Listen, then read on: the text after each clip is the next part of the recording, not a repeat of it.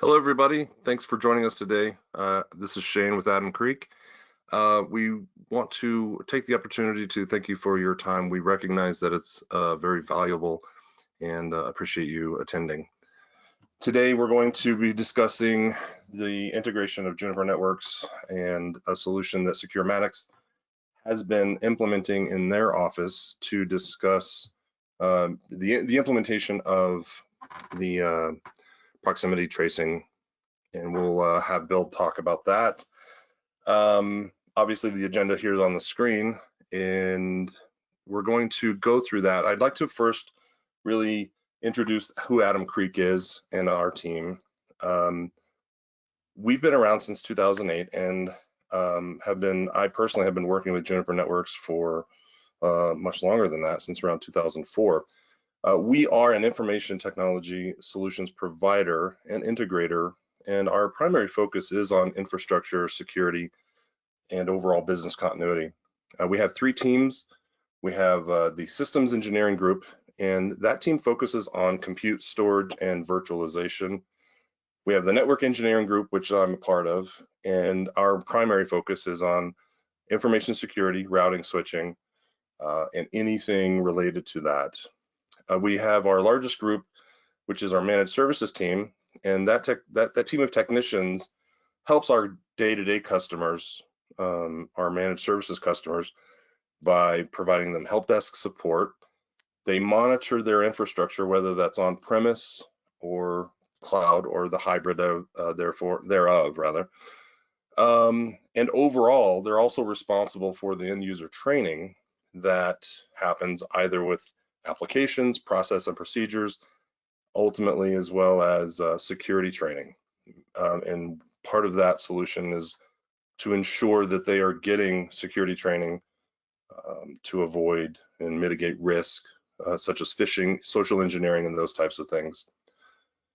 So Juniper Networks is one of our more favorite vendors, and like I said, I have been working with them for a long time, and I'm really excited to be able to have the opportunity to discuss this with you all, because this is really, really interesting.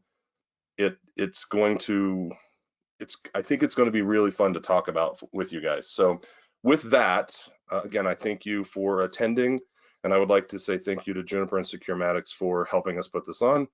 And with that, over to Bill. Thanks, Shane, and good afternoon, everyone. I'm Bill Kine. I'm a systems engineering manager with Juniper. And between Juniper, Securematics, and Adam Creek, we're all here to help you in this, let me go with the grossly overused term of unprecedented time with regards to keeping your employees safe, your customers safe, and building secure networks as well. So the topic of the day is really how to protect your employees or anyone else who may come into your offices or hospital facility or schools, universities, etc. To get to that point, I'm going to go a little bit in an indirect route.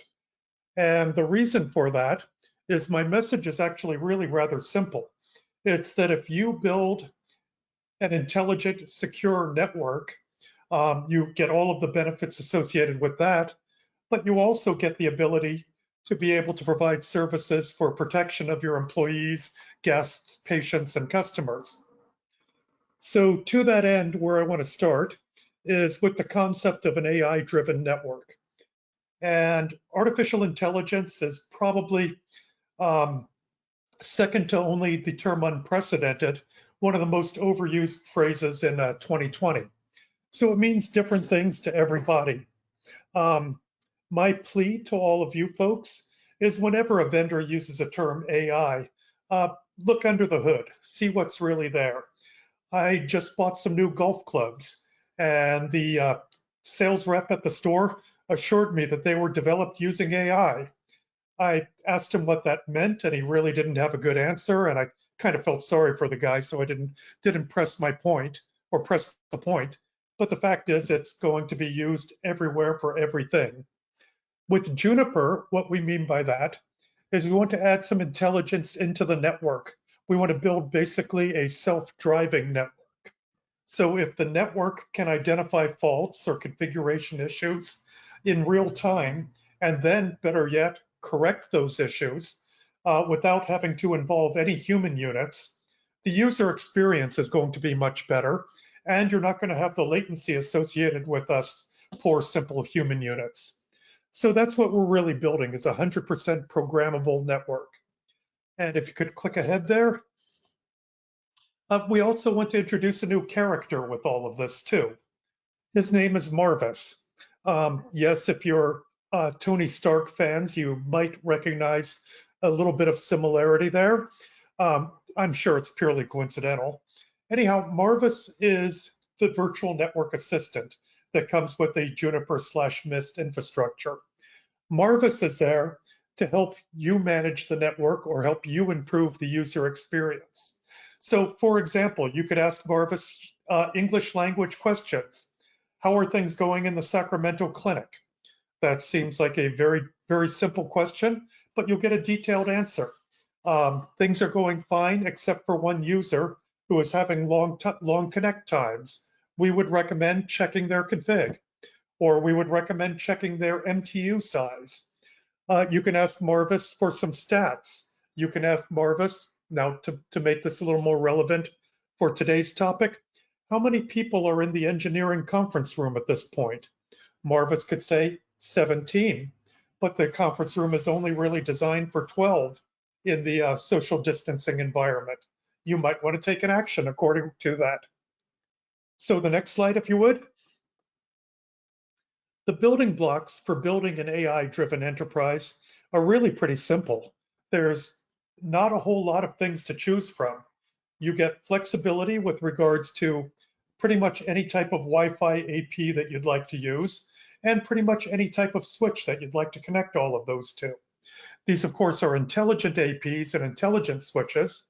So on top of those, you can run the services that you see up above for wired assurance, wireless assurance, the Marvis interface, and you can also use that for other things that we're going to talk about in just a moment. The newest addition to all of this, which is kind of previewing an announcement that's going to be coming out in a month or so, is we're also going to add our firewall line to all of this as well. So now Marvis and AI can help you with wide area connections and with security. On top of all of this, if you look at the top of the slide, you basically have the cloud. So all of these capabilities are running in the cloud. That means you don't have to build any controllers on site. You don't have to configure any servers. And you also have almost unlimited scalability as well. Because if you tend to be saturating one part of the network or one function, you can dynamically add new cloud-based microservices. So these are the tools to build an intelligent network. And the next slide, let's add one more piece to the puzzle, and that's location services. So I'm skipping ahead to the next slide, which is a little more technical as I talk about this one, where, I'm sorry, keep on the previous one. I'm just trying to confuse people with that. What we want to do with Bluetooth is we build Bluetooth into each and every Mist access point. So you get the Wi-Fi interconnections, and you also get the ability to use Bluetooth. All of your phones use Bluetooth. Many other devices use Bluetooth. So from a retail and hospitality standpoint, this means that you can interact with your customers or your shoppers. From a healthcare standpoint, it's even more interesting. You can now put Bluetooth tags on, say, a heart monitor. So when a doctor in one of the hospital rooms says, I need an EKG, the nurse can just look online and say, oh, there's one 2 doors down. Let me go get the heart monitor. Or if you need to page a doctor, you can figure out where they're at. Or if you have an incredibly large facility, Veterans Administration being a great example of that, you can do wayfinding so that the patients can actually figure out how to get to the X-ray facility. You can carry this a bit further, where you could put tags on, say, dementia patients, and make sure you know where they're at all times, and better yet, know where they're not at all times as well. So now I'm ready for the next slide. I've talked about all of the cool benefits of Bluetooth. I think you have to click ahead to build that one, if you would, Bailey. Um, this is built in directly to all of the missed access points. So we actually do virtual Bluetooth beacons. What you want to contrast that to are some of the other Bluetooth vendors that actually put hockey puck-like beacons all over the walls of a facility, of a stadium, of a hospital, and so forth.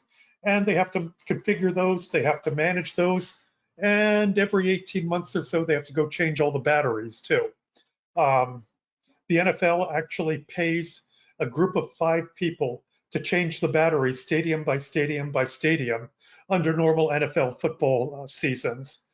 With this, it's built in, just drag and drop connectivity, and you have it when you buy the access points. So clicking ahead to the next slide, please. Let's tie this into protecting our customers, protecting our users. The Mist platform, with all of those capabilities that I just described, can be used for proximity tracing. We used to call this contact tracing. Apparently that got a bad name in the industry because people were concerned about privacy. So now the politically correct term is proximity tracing, which basically is the exact same thing as contact tracing.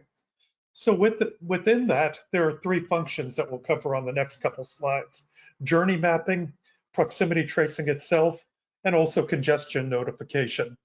And 1 click ahead, please. Oh, it looks like you have to build out this slide too. Sorry about that. So before we get to those 3 functions, proximity tracing actually has several roles and responsibilities if you think about it from a large keep the public safe perspective. First of all, there are governmental concerns. And in the US, we're a little bit behind some of the other countries on this particular topic. Several other countries are actually requiring proximity tracing to be enabled for all citizens or everybody within their borders. And the way you enable proximity tracing is an iPhone or an Android actually has an app that can be automatically downloaded to it, which will then in fact report locations back to a government agency. It does not report that John Smith is somewhere. It reports that a particular phone with either a phone number or a MAC address is somewhere. So you can in fact associate that back to John Smith, but that's still not in the public domain. It's hopefully protected from a privacy perspective by the government agencies. No guarantees on that, but that's the philosophy with regards to how it's supposed to work. To drop some names associated with this, Australia is already doing this. Singapore is doing this. Some other Asian countries are doing this as well. And it's being rolled out slowly in various European countries. Now, that does absolutely nothing for enterprises for protecting their people. However, the reason I'm mentioning this is that the idea is actually being widely accepted as something that will add value for protecting the public. So if a government's going to consider doing that on a nationwide or statewide or citywide basis, maybe it won't be so unpalatable to enterprises to consider this for their offices and their campuses. So enterprises need to make their own decisions to protect their people. Juniper and Mist will give them the technology to do that. Very important point to add to all of this is in no circumstances whatsoever is Juniper or Mist ever keeping any of that information or ever giving you or ever tying it back to an individual on our side. Our customers can do that with applications where they enter the data, but we keep track of absolutely none of that in the cloud. Oh, next slide, if you would. So the 3 services that we can provide if you build an intelligent Juniper Mist infrastructure. First of all, journey mapping. So if the enterprise gets notified that a certain individual has tested positive for COVID-19, and typically self-reporting is expected for a lot of us, we can look at where their particular phone or their particular Bluetooth badge has been over the past 14 days seems to be the norm for what most customers want. We actually can go back 30 days for this as well. So what you see is a bit of a bubble map, and it's got some identifiers on the right saying that this individual briefly visited accounting at a particular time of the day. They also were in the hardware firmware office. They were in something that they're calling the KITT and the CSQA. I don't know what those mean. Those were designations that a particular customer used for parts of their own organization. Spent most of their time in the bottom one, whatever CSQA is, and that's where you might want to check just to protect the other individuals too. Next slide. We do proximity tracing. So we understand where the individual has been. Now we can see who else was in that particular realm or zone as well. So within the, customer support / QA, I guess that's what CSQA means. Within that particular zone, which was predefined by the organization itself, at that particular time, 11 other devices were nearby. Now, that could mean 11 other people were nearby, or it could mean one person with 11 BLE devices was there, but you can then get a list of the devices themselves. How you tie these back to an individual is based upon your organization's own map or their own programming. Once again, Juniper sees none of that. We have fairly ambiguous names on this chart saying Galaxy A20 was in that particular zone at that particular time. And it will be up to the HR department of the individual to say Galaxy A20 is in fact so-and-so as an individual. We ought to get him tested. We ought to have him quarantined. And click ahead again. And then the final part of this is we can also do congestion notification. So suppose you designated that a large conference room, if you apply social distancing rules to it, can safely hold 20 people. If there are 20 people in it or fewer, you get a nice green bar on your chart. If there are 25, that bar starts to turn colors. If there are 30, it gets darker, darker, and darker. So this takes place in real time, and this can again notify your security department, your health and safety department, your HR department, wherever the enforcement is within an organization, that there are some people who are violating the rules. And in the with keeping in mind public safety or employee safety, you should react to that fairly quickly. And one more slide here. Now, there are a couple ways to do all of this. You build the infrastructure, you build the intelligence in, especially with Marvis, to ask Marvis what the current status is of all of your connections, all of your users, and whether or not any congregation is taking place. For the end users, what do they use? Well, you can certainly do this with Wi-Fi and with the cell phones. After all, everybody has those. They're always on as well. And the cell phones connect to Wi-Fi, so no operator intervention necessary in order to track those. The challenge with that is the resolution or accuracy isn't all that great with Wi-Fi. In round numbers, it can be as bad as about 10 meters. So 10 meters isn't terrible, but it probably won't tell you how many people are in a bathroom or the kitchen or the conference room that's adjacent to those. So it will give you some information, but not great. What Juniper uses for our site are actually BLE badges, and these are available very inexpensively on the open market. Whenever a Juniper employee, a guest, or a contractor or a vendor comes in through the door, we have them sign a waiver. So the lawyers have taken care of that. And we give them a BLE-based badge that they wear around their neck. It identifies them as either an employee or a visitor. And also it sends out signals to all of the devices. The accuracy of BLE badges is actually better than it shows on this slide. They tend to be about 1 to 3 meters. So that will tell you that you do have 40 people in a 20-person conference room pretty quickly. Interestingly, the Securematics demo or showcase that's being put in, that's already available, they found a way to improve that accuracy even further. But this is actually a very good way to get all of the employees and visitors to be able to, first of all, agree, because they do sign on the dotted line, that that you can track them. But also it's a fairly innocuous way to see what's going on in the organization and to help keep people safe. You can also do this with phones, so that's over on the right. With phones, The advantage there is that BLE is already built in and it's usually on. However, you do have to install a mobile app and they do have to carry the phone with them in order to get any valid data. So if somebody leaves their phone on the desk while they go to a meeting or they go to the restroom, you're just tracking the phone, not the individual. And that's why the inexpensive BLE blue badges seem to be preferable. And one more slide, and I think I'm pretty much done. So I just want to tie one more concept into all of this. And that is that we're in a work from home environment right now. Probably doesn't make much sense to install contact tracing within a home. It's very doable if you're so inclined. But what does make sense is we have seen that there seem to be a lot of hackers and a lot of malware developers out there with time on their hands these days. They're also taking advantage of the fact that work from home is somewhat unprotected.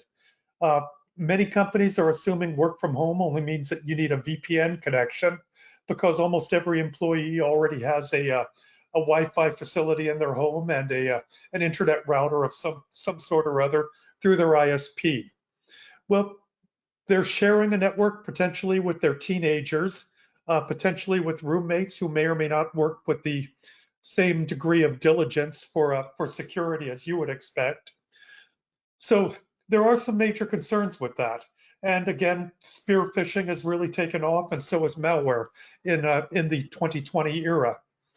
So with all of that, another thing to consider, especially for healthcare and for financial services, is we can in fact help you extend the corporate network or the overall secure hospital network to all of the homes for telemedicine, for distance learning, for financial transactions, and so on. So that's the consideration in this current environment.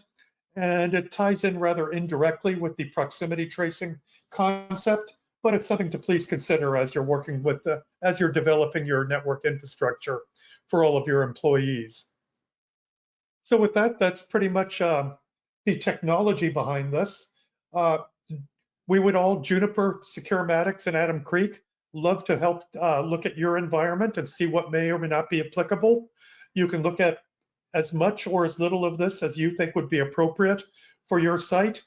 And once again, we're all here to help. So with that, let me pass the virtual baton here to Sam, who's going to talk about a real world solution that we already have up and running at Securematics. Thank you, Bill. Hello all, I'm Sam Fadala from 4R Safety. I've partnered with Securematics and Adam Creek to create an end-to-end solution for an effective COVID response. So our goal here is to get people back to work safely and create some peace of mind for everybody. I think in 2020, we all can use some peace of mind. So hopefully you'll agree with me on that one. So to do this, we took the approach of creating a journey. So as the slide shows there, what's a journey? For this solution, the journey is from somebody's home to work, and then once they show up to the front door and they walk inside, what do you do then? So what do you do once you're inside the building, once you're inside the space?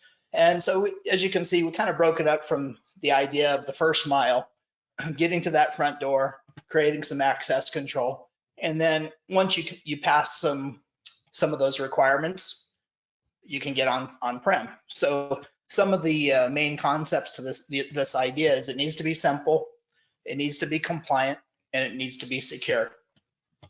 So I liked, in the introduction with Adam Creek, they're focused on best of breed technologies, and that's what we really took into consideration as we put together this solution.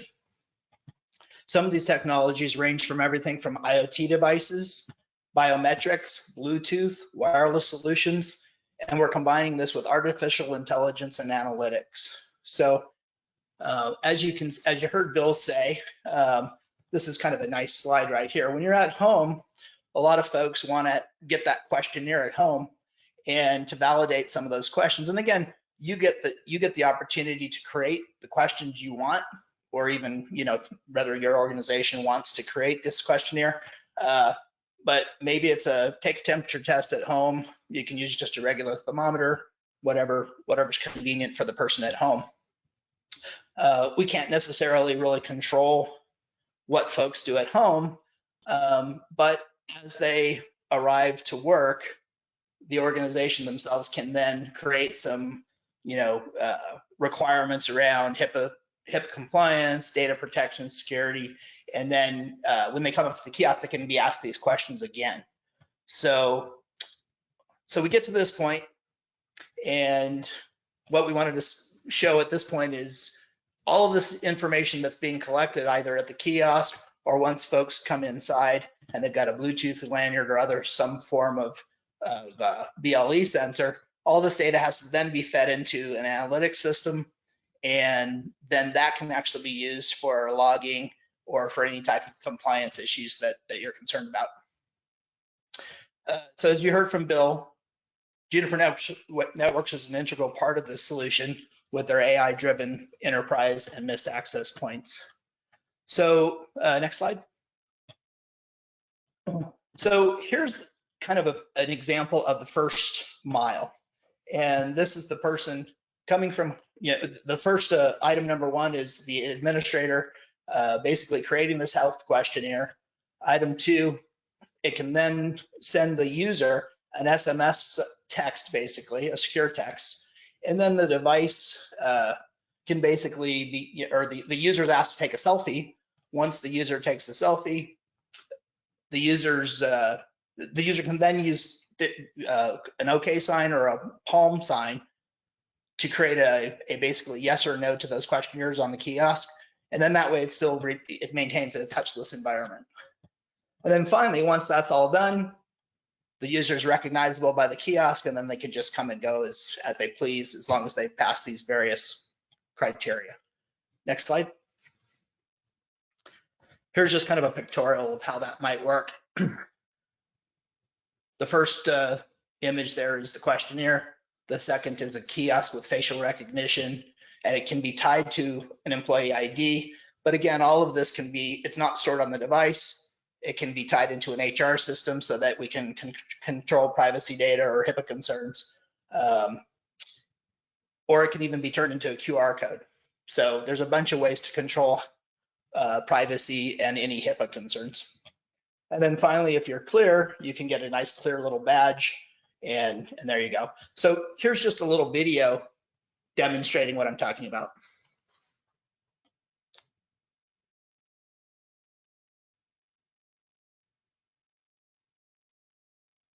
Not sure if we can hear volume.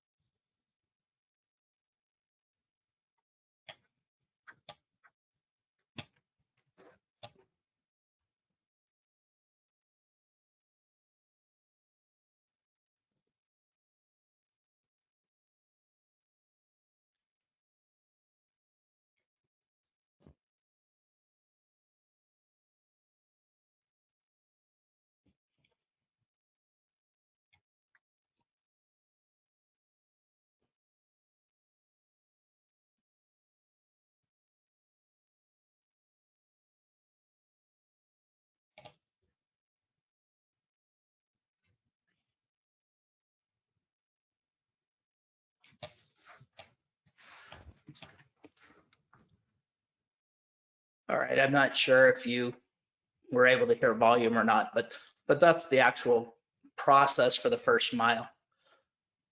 Then next slide.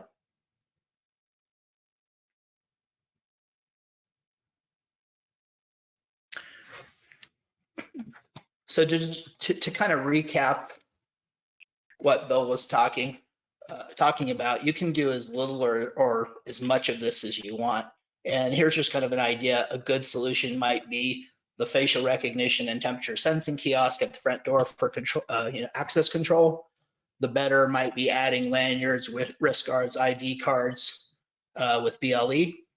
And again, that's once you're on-prem now, you get much more accuracy as far as trying to understand what folks are doing or not doing. And then the best solution might be all of those things, but you're going to go ahead and add an analytics platform for receiving all of this IoT data and logging and reporting. And then it can, as mentioned before, it can tie into the HR system. Next slide. Okay, so to kind of wrap up my section of this, we actually took this journey ourselves and created a showcase, including signage, temperature sensing kiosks, lanyards, ID badges, touchless devices, and Braille stations. So we kind of took the big picture of this journey from home all the way into the workplace. And with that, I'll go ahead and turn this over to Anand to dig into what exactly we did. Thank you, Sam, and thanks everyone for joining. My name is Anand. I am a solution architect here at Securematics, and in the next 30 minutes or so, I will talk about our journey that we've been through along with my colleague Keegan here. So as Sam mentioned and Bill earlier, the solution was all about back to the office safely.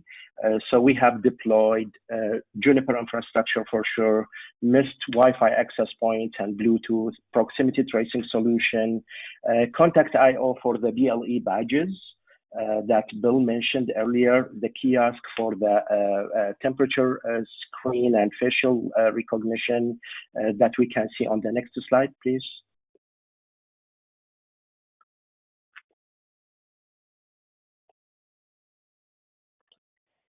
Here's the kiosk that we have used for the screening, the temperature, and for the recognition for the face.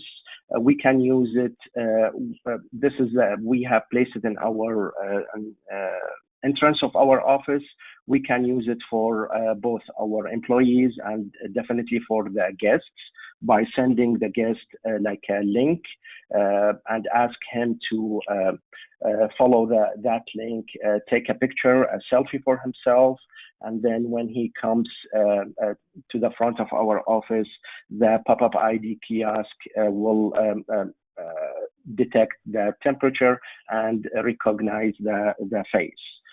Next slide will show the signage that we have used to as warnings and as welcoming and reminding the employees and the visitors on how to be safe, just like to be compliant with the states or with the HIPAA. So these signage are really important, and they are placed everywhere inside our office. Next slide will show the exact access point that we have used, the Wi-Fi access point from Mist and the BLE access points from Mist as well. We had to actually follow Mist deployment guide to get the best accuracy. So the best practice was all about where to place these access points and how to place them. Next slide should show us the ceiling, and as one of the points for the best practice is to place the access point facing down, as you can see here, and with the height between 8 to 15 feet from the ground. So as you can see on the pictures, we had an issue of high ceiling in our office. So to overcome this situation, we have used some poles to get the access point lower, actually, to the required range between 8 and 15. And that definitely helped in getting an accurate results. Another requirement for the best practice was placing the access points in the middle of the room, taking into the consideration of line of sight, as you should be able to see 2 access points at least from your device. So whenever you place a device, you should be able to see the next 2 devices to get accurate results. Next slide, please. Here are the best practices that we have deployed, and of course, we have faced many more challenges that we can discuss with you if you are planning to deploy this solution. For the next slide, we can show you what we have used for the BLE badges. We actually have used Contact IO. application and their badges that Bill has mentioned them, and I will have my colleague Keegan talk more about their setup, the configuration, and the rest of the journey. So Keegan. Thank you, Anand. My name is Keegan. I'm a sales engineer intern at Securematics, and I'm going to continue the journey that Anand and Sam have laid out. So reiterating what Bill was stating, that there are quite a few different third-party BLE lanyards to go after. We happen to go after Contact.io. They're super cheap. It was quick to set them up. They do a really great service at doing bulk edits. So you simply log into their mobile app or their web app, and you can easily configure as many devices as you want. Here in our office setup, we changed the transmitting power of all our devices, and the advertising interval, as well as the names, and that could come in really handy with editing many different lanyards. After that, next slide, please. After you have edited all your lanyards, you don't need to integrate them into the Mist cloud at all. They're detected by the Mist gateways that are laid out. And as you can see from the lanyards that we have currently set up, you can see it in the bottom right corner of all the lanyards that are appearing as assets in our Mist cloud. From that, we can you can see them on the zone map, which just like in the bottom left photo, and then using Premium Analytics, which Mist supplies, we can go in a lot more depth in terms of knowing where assets are located, like what zones they're set up in, as well as generating reports and notifications for occupancy limits. And yeah, so next slide, please. Here is a example of the zone map on Mist, so you can see where certain clients are using either apps or using BLE devices, or if they're registered as an asset. And then on my final slide, this is an extension of, or this is continuing with Premium Analytics. So such as we had zone occupancy of 3 in the lobby. It reached 200%. So there was obviously 6 people in the lobby on those dates that are registered, and also it's extremely helpful that you can also list not just what devices that they're using, but also who's there. Unfortunately, we just named the lanyards, new lanyard 2, old lanyard 1, but here you can obviously set up, someone's full name, so you can know exactly where people are going, what rooms they're moving to, and you can easily track them. And so I'll bring back Sam for the final slide. Or listen. Oh, sorry. Yeah, it looks like. Go ahead, Keegan. Oh, this is just a continuation of the Premium Analytics. So once again, different colors are representing different occupancy limits, and you can see where people are spending their time in each room. So sorry, I got confused here on the slides, I think. Okay, there we go. Sam? Yep, thanks, Keegan. So with all of this information that we've presented today, we realize IT is being asked to do a whole bunch around all of these various topics, contact tracing, congestion alerting, self-policing components with questionnaires, social distancing, entry testing, and all, all of the technologies and solutions that are available out there. And what we hope we got across today was we actually wanted to create a showcase and a solution for everybody to see that we've actually done it. It works, it's reliable, it's accurate, and the best part of all is you get to decide as an organization, you know, what part of this do you want to do? Do you want to just control access at the front door? Do you want to deploy, you know, full-blown Mist AI solution, which of course is going to enhance not only your wireless experience, but enable all of these contact tracing technology or capabilities to include tying all of this back into your HR system, if that's important to you. Some of the interesting little things that you can consider when you come to the front door with the kiosk. We have one hospital use case where rather than doing ID badges, it prints off a paper strip that someone puts on their arm and there's a QR code on it. So that might be something that's interesting to consider. So I guess my point is there's a lot of flexibility and there's a lot of capability as well. So that's really just kind of where I wanted to leave it. And looks like we're doing pretty good on time. So I think it'd be a great time to open it up for questions. So we don't have any questions coming in yet that I see, but we'll pause and see if there's anything that you guys are wondering about. Just put it in the chat or in the questions there too.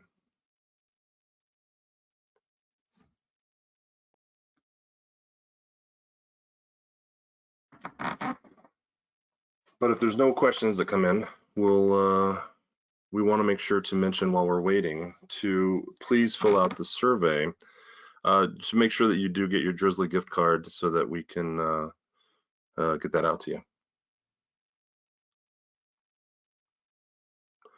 No questions so far. So Bill, is there anything else that we should discuss or any points that we should probably recap?